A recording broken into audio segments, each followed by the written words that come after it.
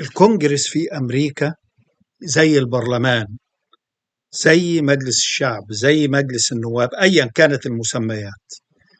الفيديو ده بأجزائه القادمة كلها بتتعلق بمساءلة وزيرة العدل الأمريكية عن ملفين. الملف الأول تجاوزات شرطة الهجرة، والملف الثاني بتاع أبستي.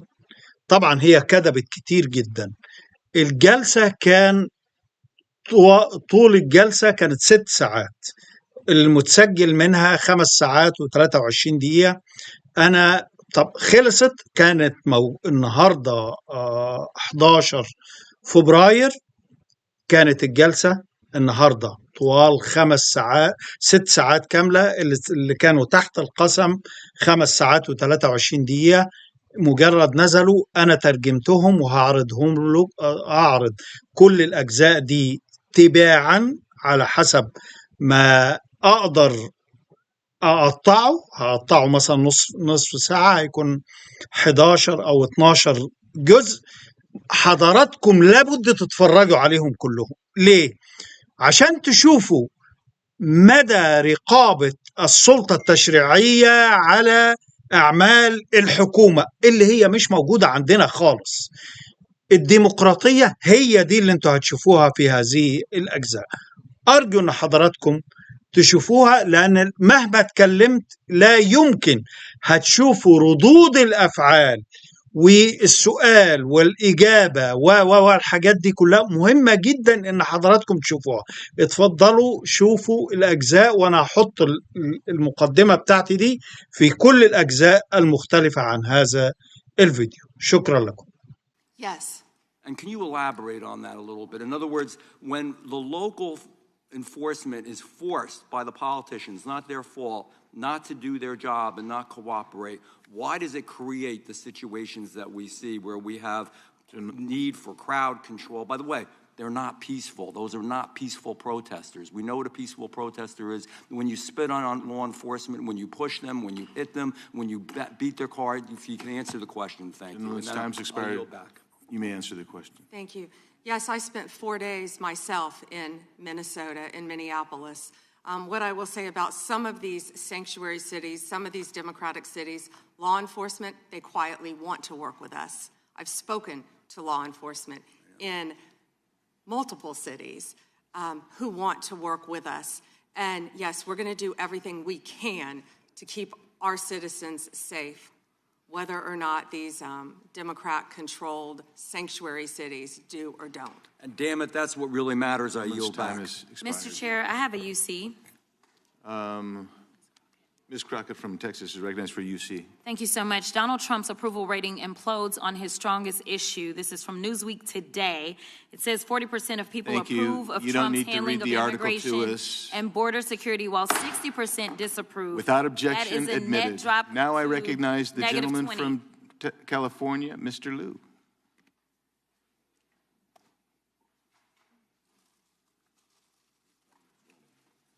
Thank you, Attorney General Bondi, for being here today. I'm going to show you 2 photos. Thank you. I'm going to show you 2 photos of former Prince Andrew. Prince Andrew attended various parties with Jeffrey Epstein. Under the law Congress passed, you were allowed to redact photos to protect the victims of Epstein's sex trafficking operation.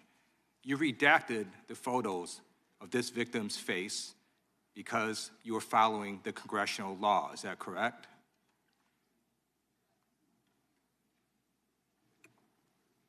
I'm sorry, that we redacted the victim's Because you were following the congressional law, correct? Yes. Okay. You have now established that please put the photos back up, that we are looking at a sex trafficking victim. Under the Federal Victims Trafficking Protection Act, not only is Jeffrey Epstein guilty, but anyone who patronizes Epstein's sex operation is also guilty of a crime. That's why I find it absolutely despicable that you sought to protect Epstein's clients, like former Prince Andrew. Last July, you closed the case on Epstein's abusers. The July 2025 memo from your Department of Justice stated, quote, We did not uncover evidence that could predicate an investigation against uncharged third parties. These two photos, please put the photos back up. These two photos staring you in the face are evidence of a crime and more than enough evidence to predicate an investigation against former Prince Andrew. So I ask you, Attorney General Pam Bondi, why did you shut down this investigation last July, and why have you not prosecuted former Prince Andrew? I don't believe you asked Merrick Garland these questions when he was Attorney General and set before I agree with you. You twice. I'm reclaiming my time. I agree with you. I agree with you.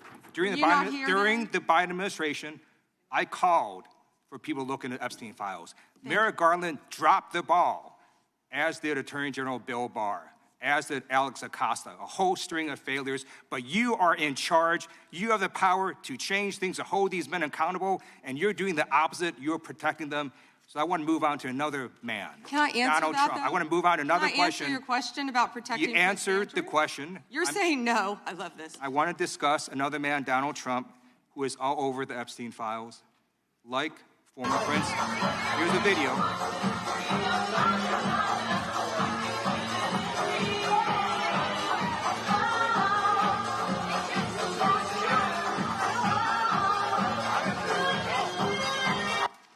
Like former Prince Andrew, Donald Trump attended various parties with Jeffrey Epstein. I want to know, were there any underage girls at that party or at any party that Trump attended with Jeffrey Epstein?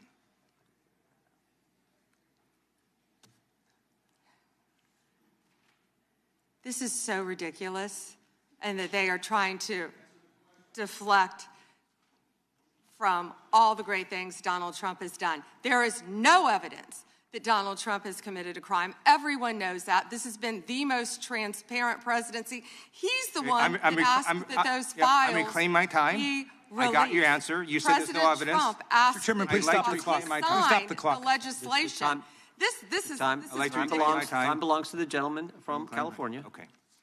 I'm going to put up another document from a witness who called the FBI's National Threat Operations Center, because I believe you just lied under oath. There is ample evidence in the Epstein file. Don't you ever accuse me of a crime. I believe you just lied under oath, and this is all on videotape. You said there's no evidence of a crime. I'm showing you, here is a witness statement who called into the FBI's Threat Operations Center. He drove Donald Trump around in a limo. He overheard what Donald Trump said to Jeffrey on his cell phone. He was so angry, he was going to stop a limo and hurt Donald Trump. And he met a girl who said she was raped by Donald Trump and Jeffrey Epstein. She later had her head blown off, and officers at the scene said that could not have been suicide. No one at the Department of Justice interviewed this witness.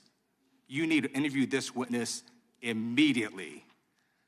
Epstein should rot in hell, so should the men who patronized his operation. And as we sit here today, there are over 1,000 sex trafficking victims, and you have not held a single man accountable. Shame on you. If you had any decency, you would resign right after this hearing concludes. The gentleman has expired. May I respond? Yeah, I don't know how you respond. No one can. I did not ask a question, But Ms. he doesn't You're want allowed to talk to. about I did the not ask a horrific question. crime in California. He does not want to talk about I did not ask a crime question. in his state. She can't just Madam ad-lib Attorney stuff. General. I did not ask a Donald Trump. question. Meeting will be in order. The gentleman has yielded back his time. I think our next witness will be more than happy to let the Attorney General Madam respond. Attorney General, would you like to? Gentleman from Alabama is recognized for 5 minutes. You have a few minutes to respond. Thank you, Congressman. This is what Congressman Liu didn't want to talk about. He didn't want to talk about all the crime that is happening in his state. California refuses to honor detainees because of its dangerous sanctuary city policies. The refusal means California has released 4,561 criminal illegal aliens onto its street.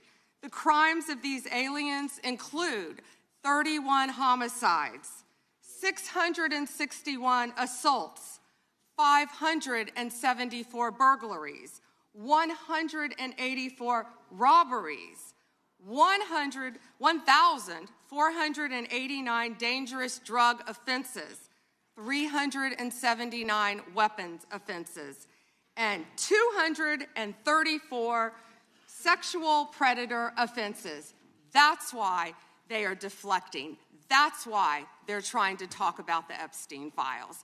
That's currently happening in his home state. Attorney General, thank you for being here, and I wanted to make sure you had time to respond. I'm going to change gears a little bit. In October, when you were testifying before the Senate, I know you and my friend Senator Katie Britt discussed concerns of infiltration of the illegal Chinese vapes into our country. As a father of three, obviously, I'm worried a little bit about this, and I believe that many parents in the country share our similar concerns. Can you provide an update on DOJ's work in this space over the past few months? Yes, and thank you for bringing that up. We're talking about the vapes. And this should be an issue where both sides of the aisle can work together on. Parents need to understand, children need to understand that so many of these are being manufactured in China, sent to our country, and have the potential to be laced with lethal drugs. We've seen an overdose. We need to get on the front end of this before we have another crisis and children are dying. I've partnered with Secretary Kennedy, of course, at HHS on this matter, but thank you for bringing it up. You know, they're selling these things as flavored vapes illegally in many stores around the country. Secretary Kennedy and I actually we went and did something on this, and it was sadly the day that Charlie Kirk was assassinated. And so it didn't get a lot of attention, nor should it have after that happened. But yes, we're continuing to work on that, and thank you for bringing that up. That's happening in all of our states, and I would ask everyone here, I know Congresswoman Ross was just nodding, it's happening in every state. And not only are they laced with THC, many of these vapes, but they could be laced with fentanyl. We have had a child, I wish I could think of the state it was in, but we have already had someone overdose. And we have to get together on this, and we have to get on the front end of this. And I would love to work across the aisle on this to protect our kids. How many school kids do you see now vaping? And it's not only, I believe a vape has 20 cigarettes, but you know, that's one vape is 20 cigarettes, I believe it is, but also what they could be laced with, because so many of them, the majority of them, are manufactured in China. Sure, and if you need additional resources, please let us know as you're going through the process. And then I'm going to change gears one more time on you. Under the Biden administration, there was a lot of confusion created when parts of the DOJ began treating software developers like financial institutions. Even when they did not hold or control anyone's money, they were simply building the technology. That uncertainty made it harder for Americans to build, innovate here at home. Earlier this year, the Deputy Attorney General issued a memo entitled Ending Regulations by Prosecution, a clear break from the Biden administration's approach, and I think it's important that that's a good step in the right direction, but can you talk a bit about how the DOJ is now putting that memo into practice, especially when it comes to making sure that people are just writing the software and don't control the user's funds, we don't want them treated as an unlicensed money, or they're not money transmitters, so. Yes, and we're doing everything we can to protect the American people on that, and I would refer everyone to Deputy Attorney General Blanche's memo, and we're working as hard as we can on that topic. Because we want to lead the way in the space on that, so we appreciate the help. And with that, Mr. Chairman, I'll yield back 10 seconds. Gentleman yields back. We'll recognize the gentleman from Arizona for unanimous consent. Thank you, Mr. Chairman. I have a number of UCs. Gentleman can proceed. Thank you. Bombshell new docs show Trump called police about Epstein in 2006. Without objection. Kamala Harris defends Biden administration decision not to release Epstein files. Without objection. Why weren't they released during the Biden administration? Without objection. House Democrat Stacey Plaskett exchanged texts with Epstein during 2019 congressional hearing. Without objection. New York judge allows Epstein victims' claims against Plaskett to proceed. Without objection. Hakeem Jeffries solicited funding from Epstein in 2013 after financier was convicted child sex offender. Without objection. Jeffrey Epstein was invited to dim fundraising dinner and to get to know Hakeem Jeffries by firm working with Brooklyn's Barack. Without objection. An email from Leslie Groff to Jeffrey Epstein concerning Hakeem Jeffries fundraising. Epstein file says Biden was replaced in 2019, question mark? Without objection. Thank you. The gentleman yields back. The gentleman from California is recognized. Mr. Correa. Thank you, Mr. Chairman, and welcome, Ms. A.G. Bondi. I agree with you. Our top priority should be protecting Americans. In my past life in the California State Legislature, I did a lot of work on solving sex crimes, passing legislation to update our codes. And I found that the biggest challenge to solving sex crimes is reporting them. Victims have to have the guts to stand up to report those sex crimes. But it's not easy. It's the most unreported sex crime there is. Crime there is sex crimes. It's painful, humiliating. A lot of time the victims don't think anything's gonna come out of their reporting these crimes. Then we have adults who as children were molested, boys and girls who will live in silence for the rest of their life. I believe the Epstein files are just one of many sex rings, sex crimes taking place in our society today. I hear 1,200 Epstein victims, some additional victims as young as 9 to 10 years old. The challenge I have today, what bothers me today about this hearing, Madam AG, is what's the message we're sending out there on Main Street? Shouldn't ask a question I don't know an answer to, but I'm going to ask the victims behind you right now. First, can you please stand up? And then, can you please raise your hand if you think after everything you've heard today, you feel that our AG, the feds, have your back? Do we have your back? Raise your hand if you're confident that we got your back.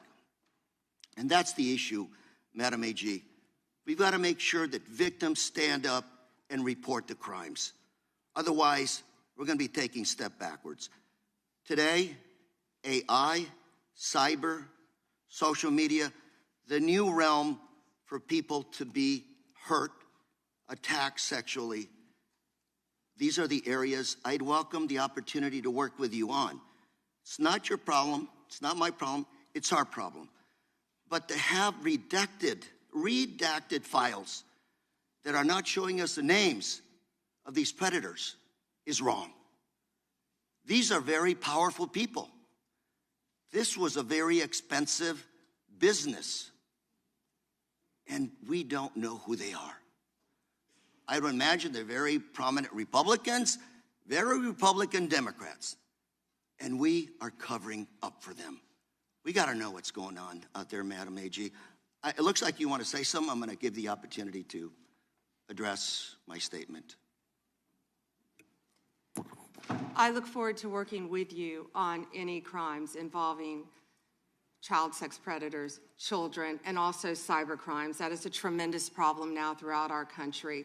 AI, you are correct. AI is causing great problems online we're working on that though. AI is an incredible tool, but it also can be fraught with peril with victims of crime. I've experienced that with someone I know who we've been trying to help. I look forward, though, to working with you on that and all cyber crimes. Can I? Please, go ahead. And as I said before, to any victims, we ask them to come forward to our office, and we want to work with them. I have never not worked with a victim, and I believe I've actually spoken to several of the Madam, victims' if I can reclaim my time, I only have a minute. Behind me. If I can reclaim my time. I just think we start out by making sure those redactions are unredacted, those Epstein files, to make sure that the public, according to the law, following the law, that those names in those files are made public. We have to make sure we tell those predators there is no place for them to hide, and if they commit the crime, they're going to fry for it. It starts with showing us the names of the perpetrators in the Epstein files. May I respond to that? Sure. Okay. So, if any man's name was redacted that should not have been, we will, of course, unredact it. If a victim's name was unredacted, please bring it to us and we will redact it. We were given 30 days to review and redact and unredact millions of pages of documents. Our error rate is very low, but there are always are right behind you. We've got to convince them that we're doing a good job everything of we can protecting to help the them. victims. We will Thank do you, everything Mr. we can. Chair, I'm out of time. Gentleman yields back. The gentleman from California, Mr. Kiley, is recognized. Thank you, Mr. Chair. Good morning, Madam Attorney General. I wanted to return to a point that the chairman raised at the beginning of this hearing, which is these jurisdictions that refuse to honor detainer requests from Immigration and Customs Enforcement, often called sanctuary jurisdictions. Now, I know that you are not involved directly in immigration operations per se, but you do deal with the legal issues surrounding these jurisdictions. So let's say we have someone who's here illegally, who has committed a crime that, like the thousands of people you mentioned in California, murderers, sexual predators, drug traffickers.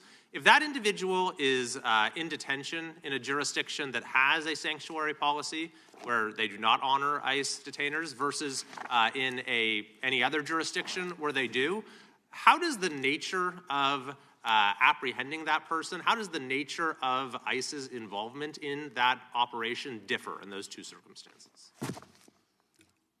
Well, I believe you've seen that in Minnesota, where people were not cooperating with us. I believe there a lot of local law enforcement did want to cooperate, but we are doing everything in our power to arrest and deport illegal criminal aliens, and that is not going to stop under Donald Trump's administration. You know, why sanctuary cities are so dangerous, what we've seen in Minneapolis. Where do all the criminals go? The gangs, TDA, MS-13. Where are they going to go? They're going to go to a sanctuary jurisdiction because they believe they're protected, and that's not fair to the citizens of those cities. Yeah, and this is a point that there at least used to be a lot of consensus on. The idea that, you know, it's better to do a handoff to the immigration authorities in a custodial setting rather than releasing them where they have to be apprehended in the community. This is Alejandro Mayorkas when he was before this committee, not exactly a paragon of border security, but he said, "I do not consider it in the service of public safety to release an individual into the community when that individual can be released to Immigration and Customs Enforcement for prompt removal." Now, his words are one thing, his actions are another. But when you have jurisdictions across the country, including my state of California, doing systematically precisely the thing that even Alejandro Mayorkas said threatens public safety, I mean, what does that say to you? It's a danger to the citizens of your community, and thank you for fighting to protect them. Absolutely. And you know, we're having this conversation right now in relation to Homeland Security funding. And I believe there are some common sense reforms that have been proposed that folks on both sides would agree make sense. But those reforms have to go hand in hand with reforming this reckless practice of refusing to cooperate, refusing to honor detainers, and declaring oneself to be a sanctuary. So I'm hoping that we can find bipartisan support for what has long been a bipartisan principle. I want to go to a second topic, which is the school board memo, which I know that you have rescinded. And it was initially promulgated by Attorney General Garland when he came into office with President Biden, essentially opening an investigation into parents who were showing up at school board meetings and expressing their views on COVID policies, masks, various other issues, and using the full apparatus of federal law enforcement and counterterrorism to go after these parents. Now, he said this was because there was an increase of threats, but when even his own FBI director, Christopher Wray, was before this committee, he said there was no evidence of an increase in threats. Yet, nevertheless, when I asked him if he regretted the memo, Attorney General Garland said there was absolutely nothing wrong with the memo. Now, I take it you disagree with that, having now rescinded it? Absolutely. That was one of the main focuses of President Trump and this administration. We will protect parents at school boards. We will protect children in schools. We will protect parents' rights for their children's education in our school system in this country.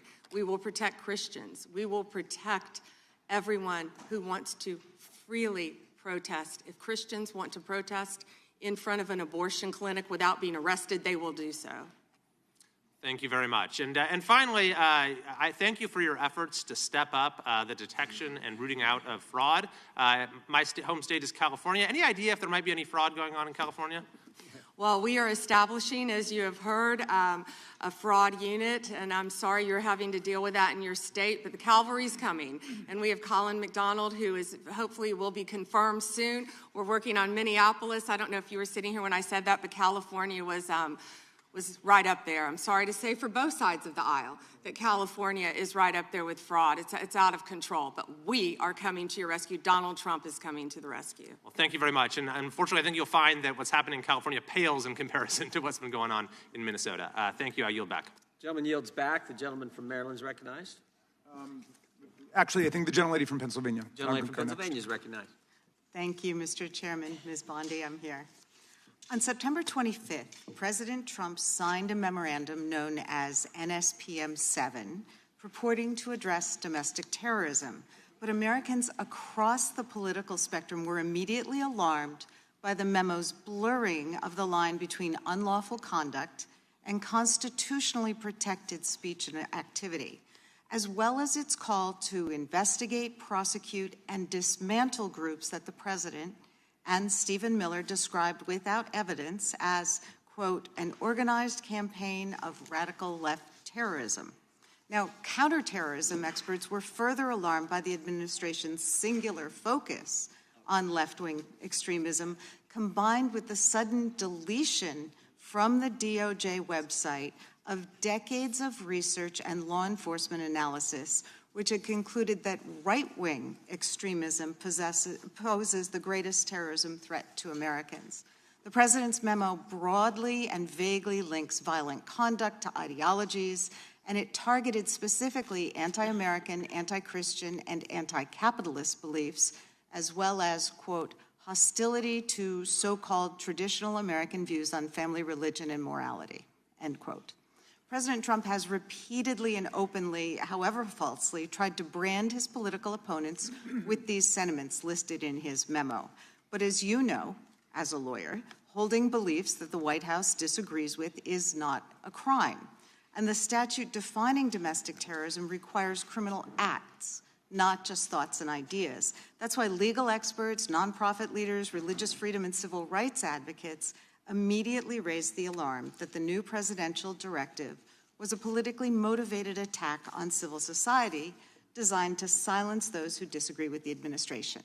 So, Ms. Bondi, Section 3 of that memo directed you, as Attorney General, to submit to the President and Stephen Miller a list of groups or entities whose members are engaged in acts that meet the definition of domestic terrorism. And then on December 4th, you directed the FBI to work with a variety of law enforcement entities to compile a list of groups and entities engaged in such acts by January 3rd, 2026, and to update that report every 30 days thereafter. So can we assume that you or persons under your direction at the Department of Justice have prepared that list of groups or entities who are designated as domestic terrorist organizations? And I just remind you that's a yes or no question. Did you prepare the list? I'm not going to answer it yes or no, but what I will say is I know Antifa is part of that. I will talk to you about that. I'm reclaiming my time. I asked you whether you an Antifa member was arrested in Minneapolis federal court for my time. Did you they have ask a question and don't want an answer? The answer is yes or no. Time belongs to the gentlelady from Pennsylvania. Gentlelady can proceed. Okay. So will you commit to providing this committee with any list of organizations that you have recommended be designated as domestic terrorist organizations? We will comply with the law in all matters. Will you commit to provide this committee with your list of entities that you recommend be designated as domestic terrorist organizations? I'm not going to commit to anything to you because you won't let me answer questions. Okay. Well, then we do understand that your current position is that you have a secret list of people or groups that you are accusing of domestic terrorism, but you won't share it with Congress. And I'd remind you that when the U.S. government designates an entity as a foreign terrorist organization, it must report that to Congress and to the entity, because the government can make a mistake and the entity has the opportunity to contest it. So your position seems to be that if you falsely designate an American or an American